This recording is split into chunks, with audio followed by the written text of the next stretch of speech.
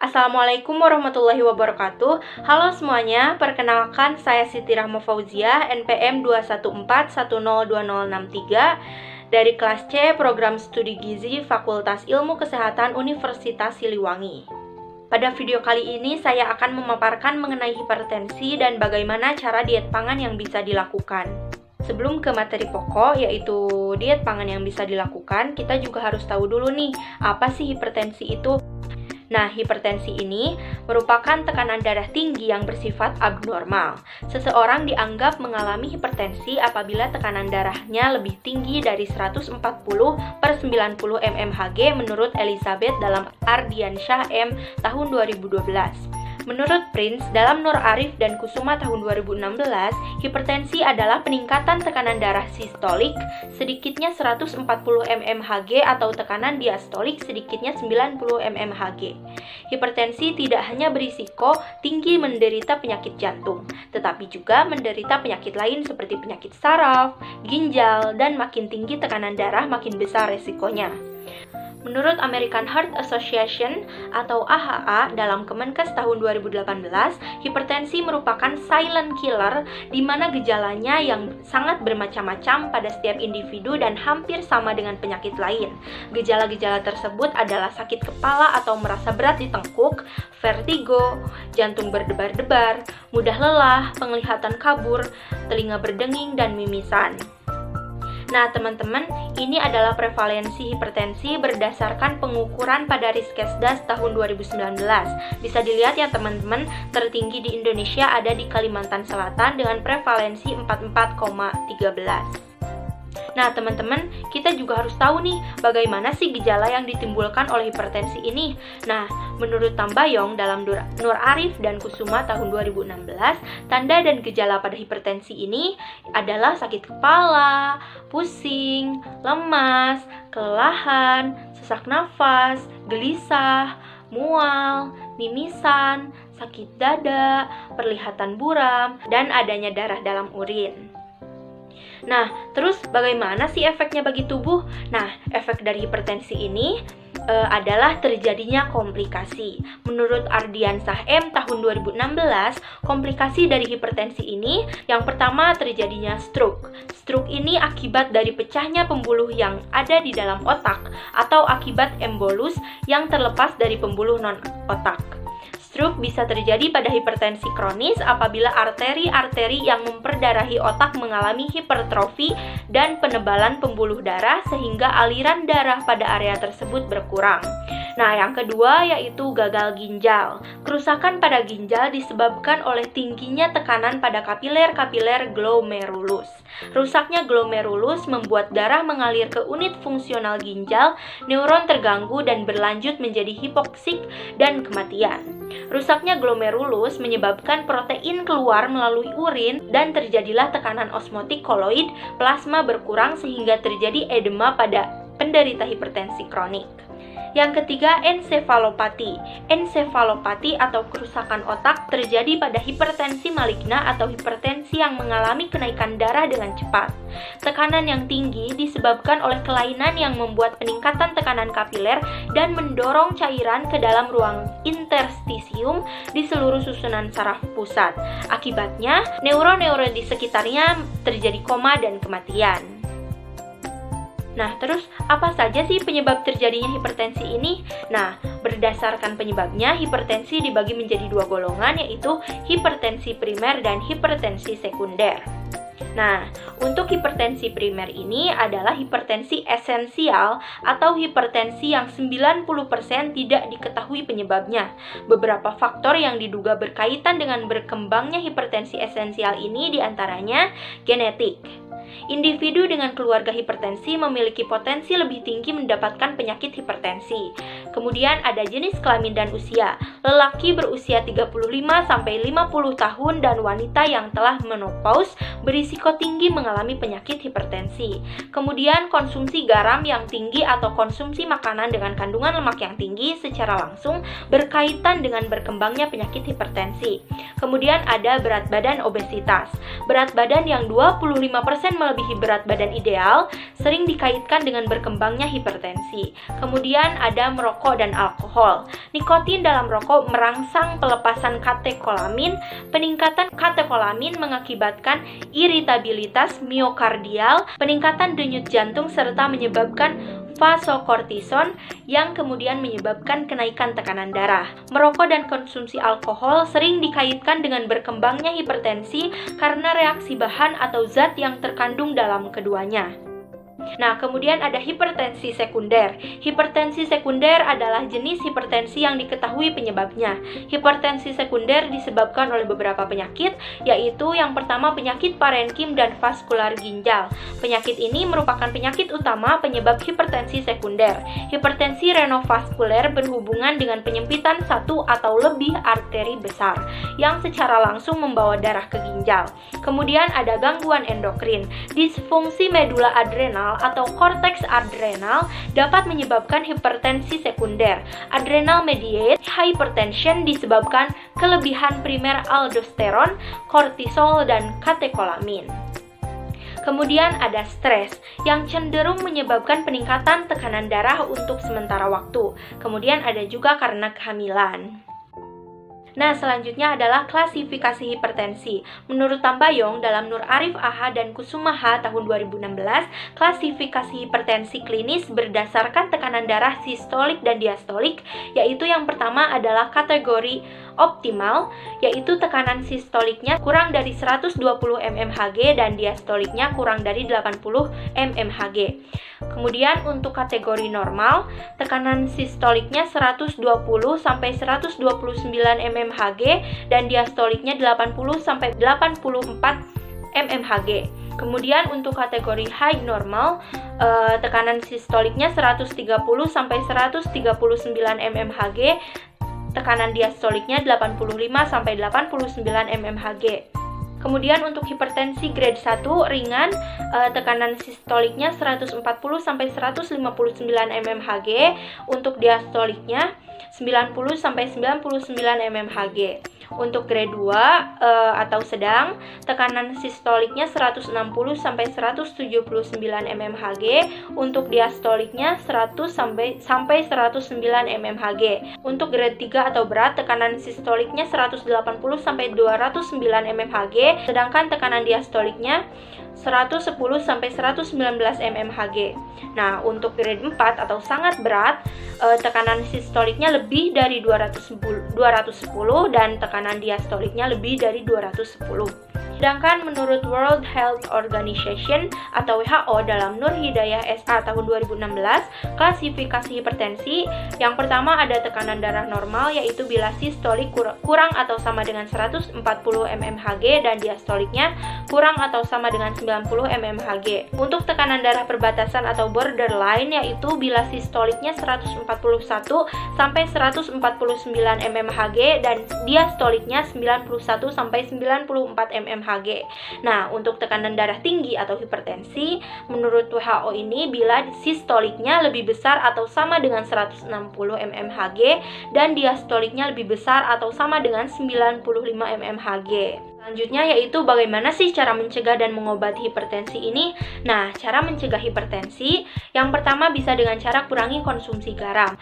Konsumsi garam berlebih akan meningkatkan jumlah natrium dalam sel dan mengganggu keseimbangan cairan. Masuknya cairan ke dalam sel akan mengecilkan diameter pembuluh darah arteri sehingga jantung harus memompa darah lebih kuat dan berakibatkan meningkatkan tekanan darah. Nah, peningkatan tekanan darah berpengaruh pada peningkatan kerja jantung, yang akhirnya akan meningkatkan risiko mengalami serangan jantung dan stroke.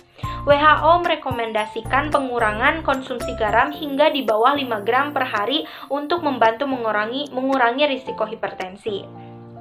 Nah, yang kedua yaitu tidak merokok. Merokok dapat menyebabkan hipertensi akibat zat-zat kimia yang terkandung dalam tembakau, terutama nikotin yang dapat merangsang saraf simpatik sehingga memicu kerja jantung lebih cepat sehingga peredaran darah mengalir lebih cepat dan terjadi penyempitan pembuluh darah, serta peran karbon monoksida yang dapat menggantikan oksigen dalam darah dan memaksa jantung memenuhi kebutuhan oksigen tubuh.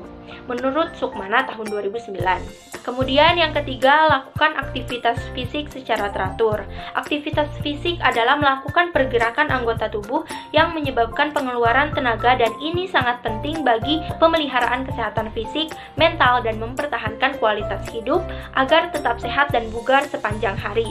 Orang yang tidak aktif cenderung mempunyai frekuensi denyut jantung yang lebih tinggi sehingga otot jantungnya harus bekerja lebih keras pada setiap kontraksi. Makin besar dan sering otot jantung memompa, maka makin besar tekanan yang dibebankan pada arteri sehingga tekanan darah meningkat. Semakin sering seseorang melakukan aktivitas fisik, maka semakin kecil risiko terkena penyakit hipertensi atau tekanan darah tinggi menurut Kelly tahun 2001. Pengobatan tekanan darah tinggi sekaligus cara mencegah hipertensi dengan melakukan aktivitas fisik secara teratur setidaknya 150 menit setiap minggu. Nah, yang keempat yaitu hindari stres. Stres dapat memicu timbulnya hipertensi melalui aktivitas sistem saraf simpatik yang mengakibatkan naiknya tekanan darah secara intermiten atau tidak menentu, menurut Andrea tahun 2013. Pada saat seseorang mengalami stres, hormon adrenalin akan dilepaskan dan kemudian akan meningkatkan tekanan darah melalui kontraksi arteri dan peningkatan denyut jantung. Apabila stres berlanjut, tekanan darah akan tetap tinggi sehingga orang tersebut akan mengalami hipertensi, menurut South tahun 2014. Kemudian jaga berat badan. Kelebihan berat badan dapat berkontribusi terhadap penyebab hipertensi. Pasalnya, jantung harus bekerja lebih keras untuk memompa darah ke seluruh tubuh. Oleh karena itu, penderita hipertensi perlu menurunkan berat badannya bila berlebihan. Kemudian hindari konsumsi alkohol. Alkohol dapat mempersempit pembuluh darah dan dapat berujung pada kerusakan pembuluh darah dan organ dalam tubuh. Kemudian terapkan pola makan yang seimbang. Penderita perlu mengubah pola makannya agar nutrisi yang masuk ke tubuh menjadi lebih seimbang. Misalnya dengan mengonsumsi lebih banyak sayur, buah, ikan, gandum utuh, dan kacang-kacangan, serta mengurangi makanan berminyak dan berlemak. Nah, selanjutnya adalah cara pengobatan tekanan darah tinggi atau hipertensi. Cara mengobati hipertensi yang umum direkomendasikan dokter meliputi perubahan gaya hidup dan penggunaan obat penurun tekanan darah. Nah, penggunaan obat penurun tekanan darah ini disesuaikan dengan kondisi dan usia pasiennya, serta tingkat keparahan tekanan darah tinggi yang dialaminya. Nah, beberapa jenis obat penurun tekanan darah untuk mengobati hipertensi yaitu obat diuretik seperti hydrochlorothiazide, kemudian angiotensin converting enzyme atau ACE inhibitor seperti lisinopril dan captopril, kemudian angiotensin 2 reseptor blocker seperti candesartan dan losartan, kemudian calcium channel blocker atau antagonis kalsium seperti amlodipin dan diltiazem, kemudian beta blockers atau penghambat beta seperti atenolol dan bisoprolol. Kemudian perubahan gaya hidup. Perubahan gaya hidup ini sangat penting dalam pengobatan hipertensi. Perhatikan pola makan serta aktivitas untuk menjaga pola hidup yang sehat. Perubahan gaya hidup dapat mempotensiasi kerja obat antihipertensi khususnya penurunan berat badan dan asupan garam. Perubahan gaya hidup juga penting untuk memperbaiki profil risiko kardiovaskuler di samping penurunan tekanan darah. Perubahan gaya hidup ini bisa dilakukan dengan melakukan diet DASH. Apa sih diet DASH itu? Nah, kita akan bahas setelah ini ya teman-teman. Nah, selanjutnya adalah diet pangan. Diet pangan yang bisa dilakukan untuk penderita hipertensi ini adalah Dietary Approaches to Stop Hypertension atau DASH. DASH ini dianjurkan oleh The Joint National Committee on Prevention, Detection, Evaluation, and Treatment of High Blood Pressure 7 atau JNC7 tahun 2004 dan American Heart Association atau AHA tahun 2006 untuk mencegah dan memanajemen hipertensi. Diet DASH ini menyarankan pelaku diet untuk mengonsumsi makanan rendah garam dan makanan yang mengandung nutrisi tertentu seperti kalium, kalsium, dan magnesium yang efektif menurunkan tekanan darah. Nah, garam atau natrium klorida merupakan senyawa yang tersusun dari 40% natrium dan 60% klorida. Keduanya adalah elektrolit yang memegang peranan penting bagi kesehatan tubuh, termasuk mengatur volume dan tekanan darah. Mengapa orang yang menderita hipertensi tidak boleh mengonsumsi banyak natrium? Karena kandungan natrium yang berlebih dapat merusak keseimbangan natrium dan kalium di dalam tubuh. Padahal, keseimbangan ini diperlukan ginjal untuk membuang cairan berlebih dari dalam tubuh. Bila natrium di dalamnya berlebihan, ginjal menjadi tidak mampu untuk membuang sisa cairan sehingga terjadi retensi atau penumpukan cairan di dalam tubuh yang juga akan diikuti dengan naiknya tekanan darah. Oleh karena itu, penderita hipertensi perlu mengurangi asupan garam, termasuk ketika menjalani diet DASH ini. Diet ini menekankan pada pola makan rendah garam, namun tetap mengandung nutrisi seimbang sehingga tidak hanya mampu mencegah hipertensi saja, tapi juga mengurangi risiko terkena penyakit yang lain seperti jantung, stroke, diabetes, osteoporosis, batu ginjal, dan kanker. Maka dari itu, penderita hipertensi disarankan untuk melakukan diet DASH ini. Setiap orang disarankan mengonsumsi natrium kurang dari 2.300 mg per hari agar terhindar dari hipertensi. Nah, untuk diet DASH ini umumnya membatasi konsumsi natrium kurang dari 2.300 mg.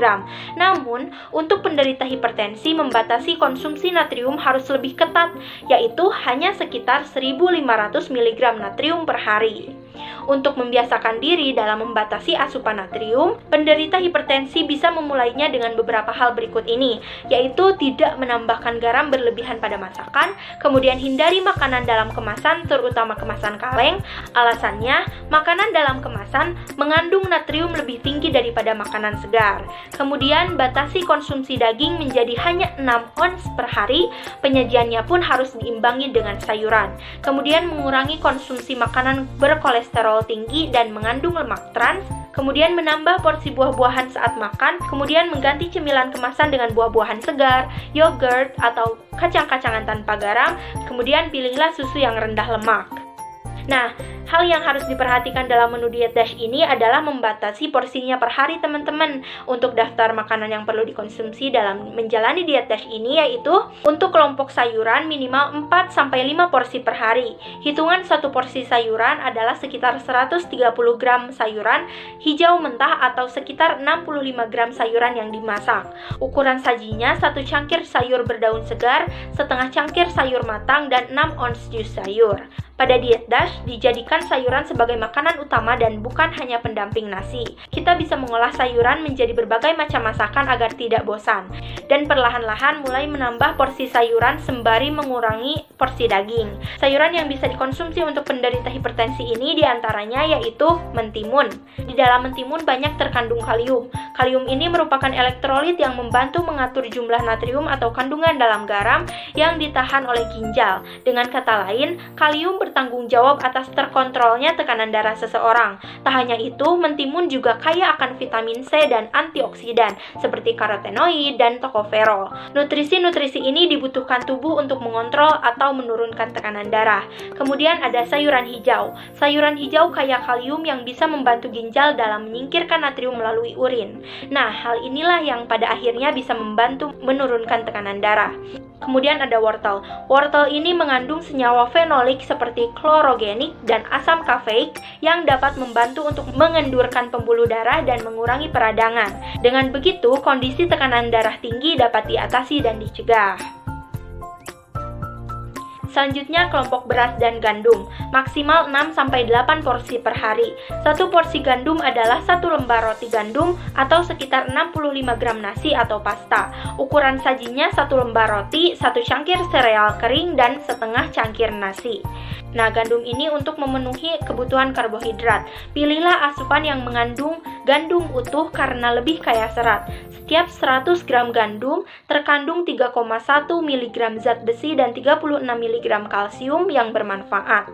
Antara lain dapat menyembuhkan penyakit jantung koroner dan darah tinggi. Senyawa lain yang terdapat dalam gandum adalah saponin, fitosterol, squalen, orisanol, dan tocotrienol yang mampu menurunkan kadar kolesterol dalam darah.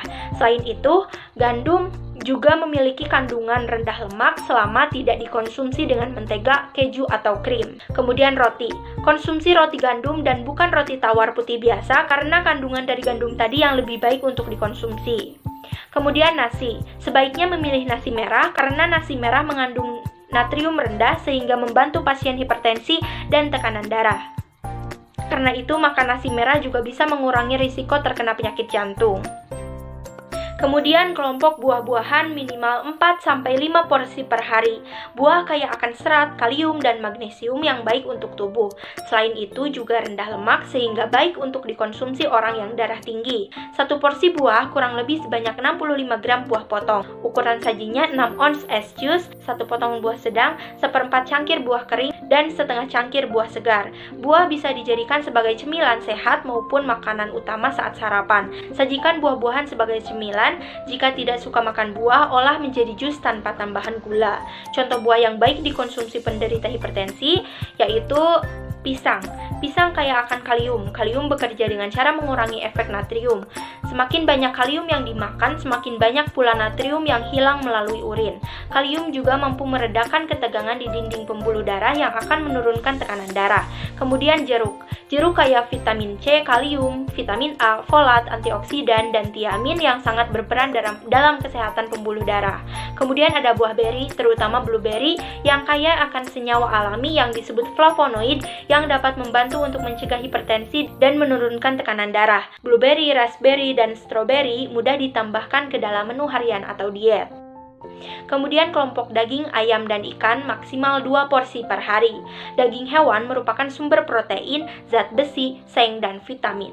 Daging aman dikonsumsi penderita hipertensi asalkan tidak melebihi 6 ons per hari.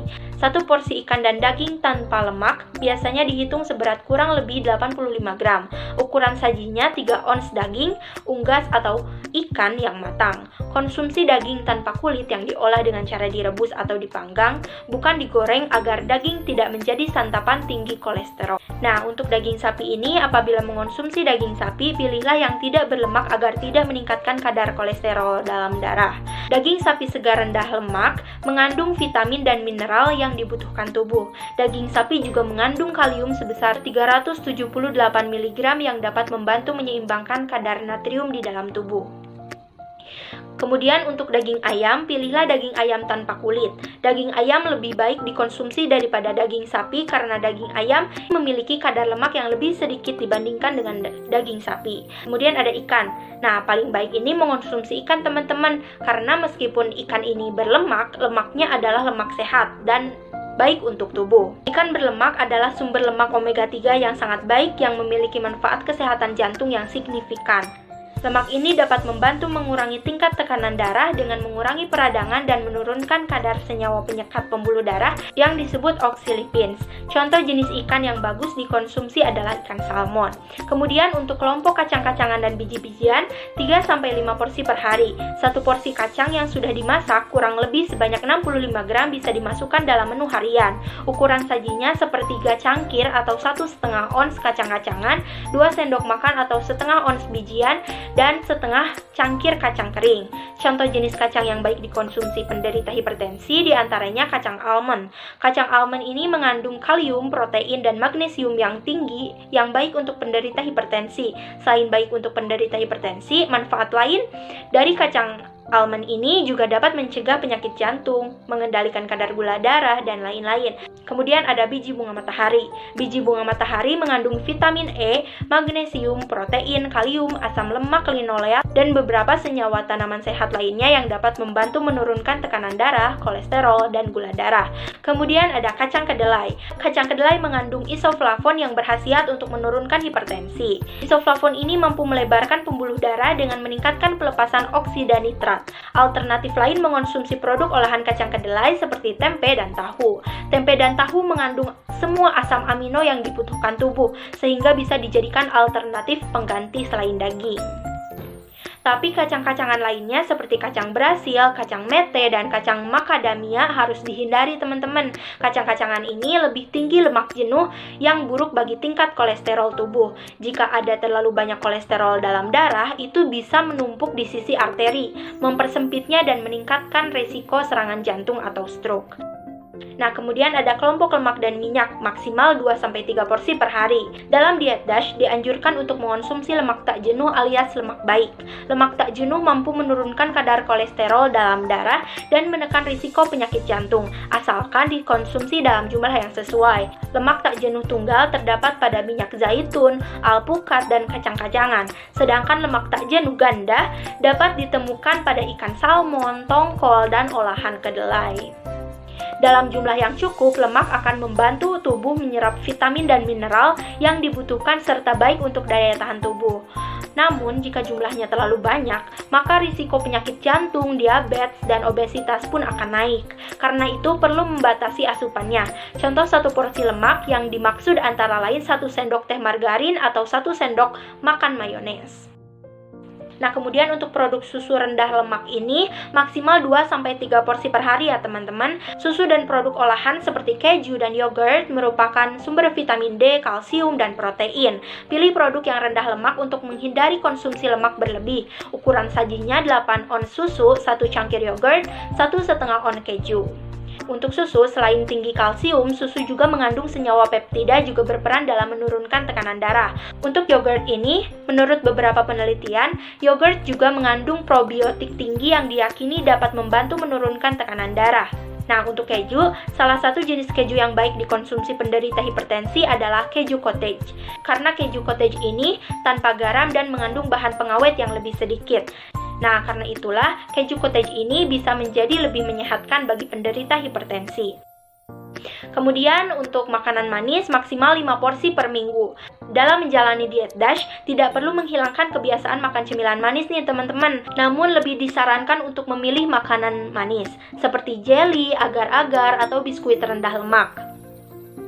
Ukuran sajinya yaitu 1 sendok makan gula, 1 sendok makan jelly atau selai, dan setengah ons jelly beans.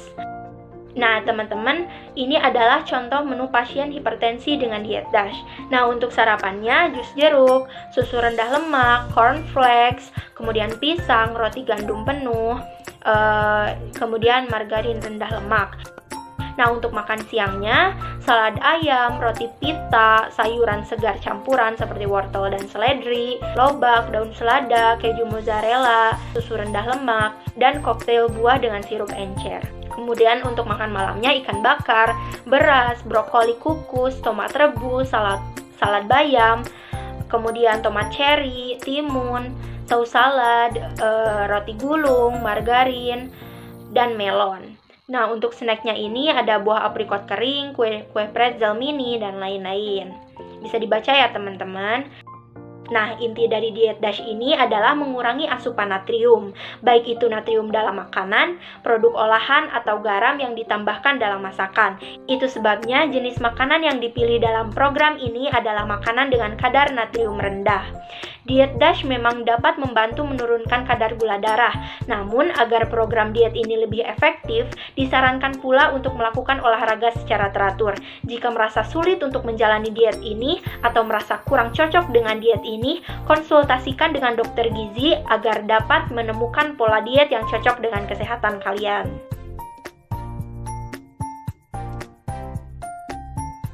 Nah teman-teman, sekian yang dapat saya sampaikan. Mohon maaf bila terdapat banyak kesalahan kata.